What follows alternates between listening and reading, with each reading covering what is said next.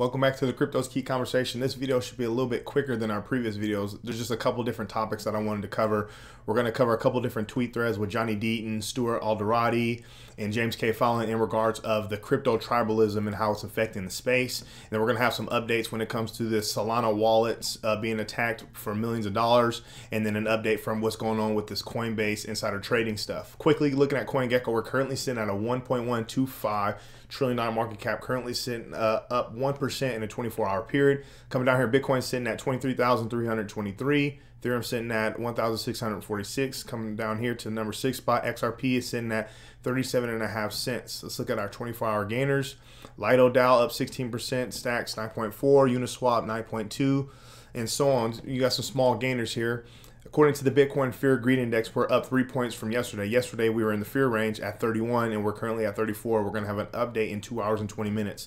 So still some optimism and positivity within the space. There's still a lot of uncertainty going on, still a lot of negative things going on, and we're going to cover some of that today.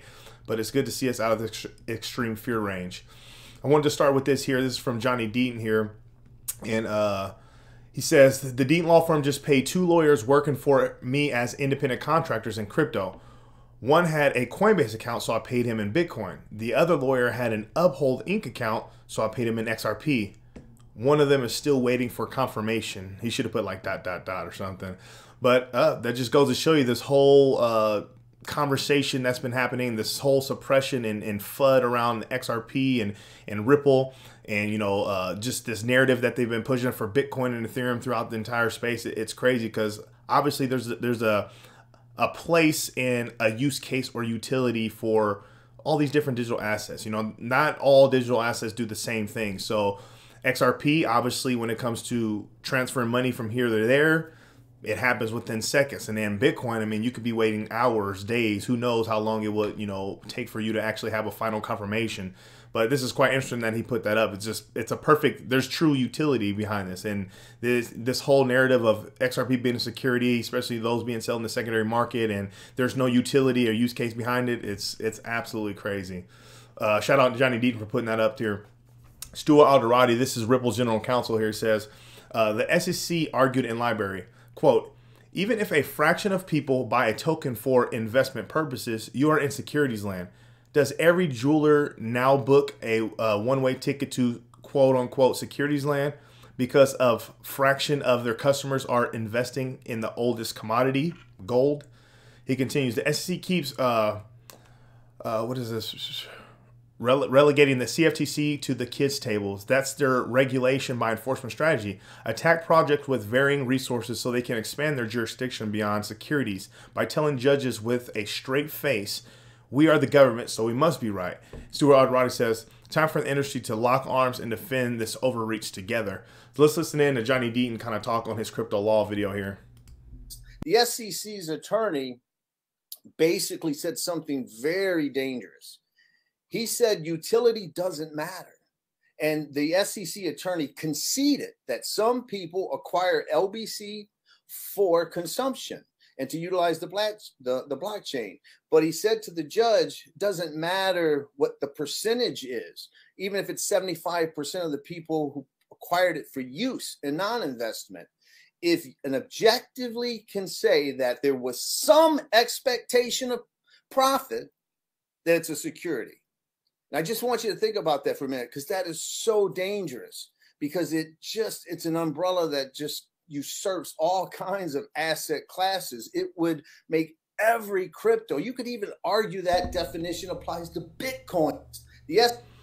So you can see their strategy here is they're literally trying to get, something locked into place when it comes to like litigation to, in a sense, like how he says, literally expand their reach. Or we can say they're dark cloud over the crypto space. They're literally trying to stranglehold the entire industry, which is crazy. So they're doing everything that they possibly can to get more power and leverage.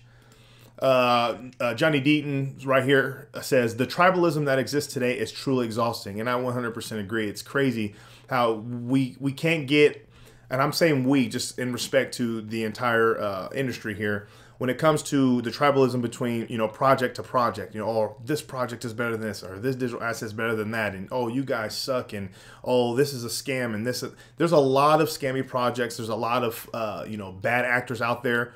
when it comes to the real project that have real utility, real use case, that are solving a real world problem, that has a great team behind it, we need to have all those projects and platforms come together and stand together. Like Stuart Alderati says, we need to lock arms and stand up for what's right for the health and welfare and prosperity of this space.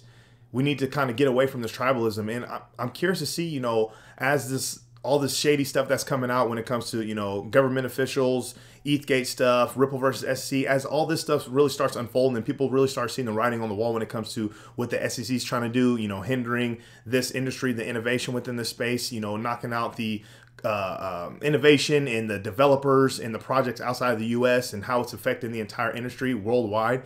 I hope people are really starting to see, you know, the writing on the wall, and they do kind of step out of their shell, step out of their maximalism, and view us for what we are. It's the entire cryptocurrency space. It's the digital asset space. We are this on the same team, as Jeremy Hogan says. We are on the same team, so we got to stand together. James K. Fallon had put kind of shouted out and quoted what Stuart Alderati had said, but I liked what this Light Novel guy says right here. It says, sadly, most people won't care because their precious cryptos are not yet affected. They can't see the big picture. They will only realize it when it's too late. And when XRP wins, they will even use it as defense without even thanking the XRP community. So I thought this was, I mean, real talk, straight up to the point. This is literally how I feel. It's crazy because you can see it with, you know, platforms now, and now you have certain, you know, I guess you can say influential with people within the industry finally starting to wake up and starting to, you know, notice what's been happening, because now they're coming after, you know, the status of, you know, Ethereum, for example, or, you know, other platforms are being affected. But even this is like the fact that Coinbase had an opportunity to do the right thing and stand up for what's right when it came to them, you know, coming out with their lending product. You know, they just caved and rolled over when, you know, Gary Gensler and the SEC, you know, put fear in them, you know, saying, hey, we're going to come after you if you start this lend product. If they would have listened to Johnny Deaton and, you know, took those steps in regards of standing up, then maybe the outcome would have been different. But now you have this insider trading stuff, which we're going to cover the update in a little bit later in this video. But you have the insider trading stuff, right? Now they're classifying 9 digital assets that were on the platform as securities. Now they're kind of scrambling like, oh, you know, the SEC is doing this, they're overreaching, regulation by enforcement. Now you have all these different things, but it's like they will only realize it when it's too late. And that's the truth. And when it comes to, you know, Ripple and XRP come out of this case, you know, victorious, all these platforms and these projects that are going to be, you know, under the microscope, they are going to utilize the, you know, the verdicts of litigation and what's happened within the XRP community as a defense, without thanking the XRP community. I mean, that's just a reality. And it's crazy. But the whole point is, it's like we as a decentralized community, the XRP community in particular, we are for the entire industry. Of course, we're representing Ripple and XRP, and we have, you know, I guess you could say high interest, and we may be a little biased to it, and some people may be maximalists, whatever. But as a community, we are fighting for the entire industry, and that's how we all need to think about it. We are on the same team. We need this innovation in this space to be able to be prosperous and grow into something special, because this is new emerging technology is solving real world problems. Moving on here, Tim had put up some stuff with this new bipartisan bill. Tim says, new bill just put out and no surprise here. So he comes in here and says, breaking news, Protection Act for Digital Currencies. And look, under this, I don't think it's been voted on or anything yet, but it says it's going to be classifying Bitcoin and Ethereum or Ether as commodities. Crypto trading platforms registered with CFTC. So pretty much giving CFTC more power to, you know, regulate this space, especially when it comes to Bitcoin and Ethereum. And then he put up this other one, bipartisan bill on crypto regulation. Arkansas, Michigan, New Jersey. These are the senators coming over here.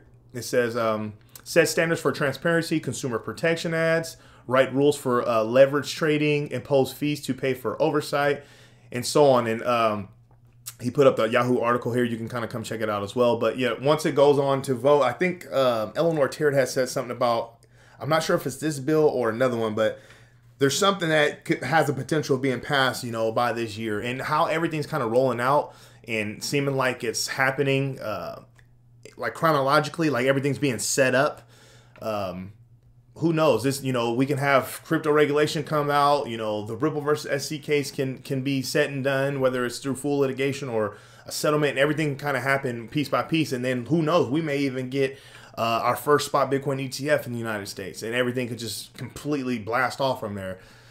That's kind of what I guess you could say hoping, but that's kind of what I anticipate is going to happen. Everything's going to kind of happen like one after another after another. It's going to be like one massive catalyst that's going to, set this, turn around this space and get us in the next bull cycle.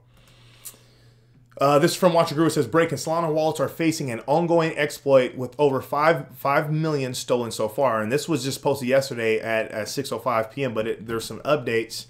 And I think as of this update this is today, there's an update from Watcher Guru. It says over 8,000 Solana wallets have been fallen victim to an ongoing hack, with more increasing by the minute. So right here says, okay, I have my spot up here. So long story short, I guess there's been thousands of thousands of people within this ecosystem where they were I think they were using 2 different wallets, but I guess they were having their assets without their knowledge being literally stolen and wiped out of their wallets. So there's if you are a person that utilizes has Solana in your mobile wallet, and it's one of the wallets that I think it's right here, it says something like likes of Phantom and Slope wallet holders have suffered. So if you hold Sol on one of these, whether I think they're saying Trust Wallet or something else, make sure you go in and make sure everything's working. And I don't even know if it's the Phantom wallet in particular. It says we are working closely with other teams to get to the bottom of reportedly vulnerability in the Solana ecosystem. At this time, the team does not believe this is a Phantom specific issue.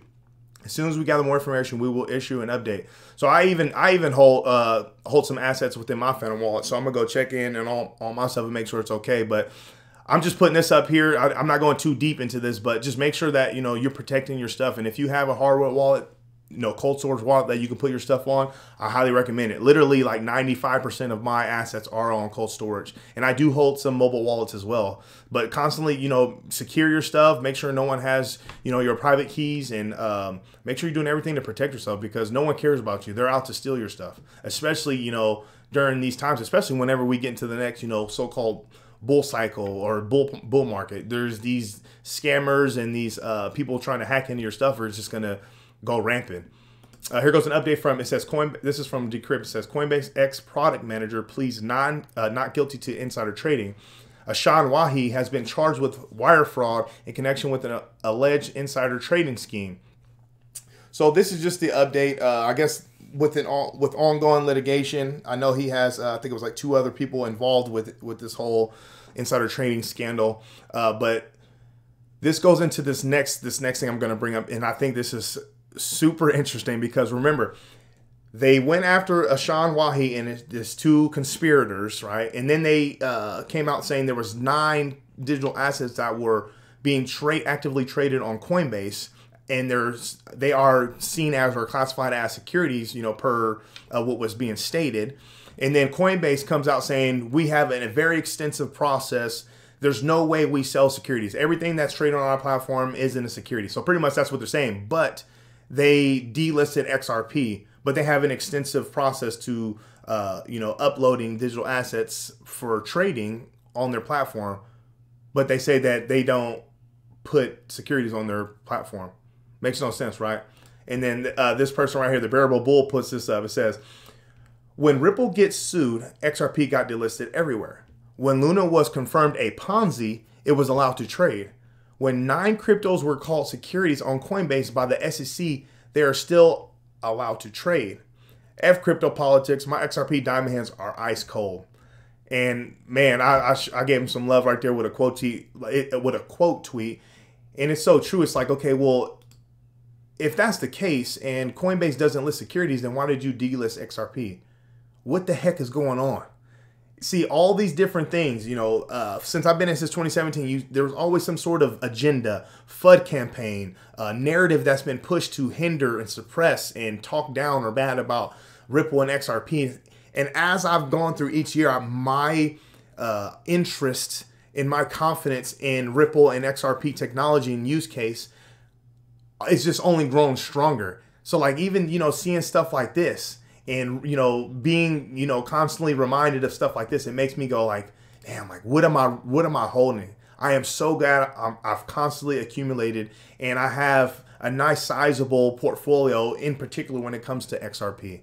I'm excited for what lies ahead, especially when it comes to the end of this litigation and XRP finally gets its clarity in its status of not being a security. But that's kind of the update I have. No, it's kind of all over the place, but I wanted to just kind of put up a few different things and have a conversation on it. But make sure you come to the Crypto's Key Conversation YouTube channel and subscribe. Follow us on Twitter at CryptoIsKey1. Going to keep bringing you great content. Excited to grow this community. With all that being said, stay strong out there. Be safe.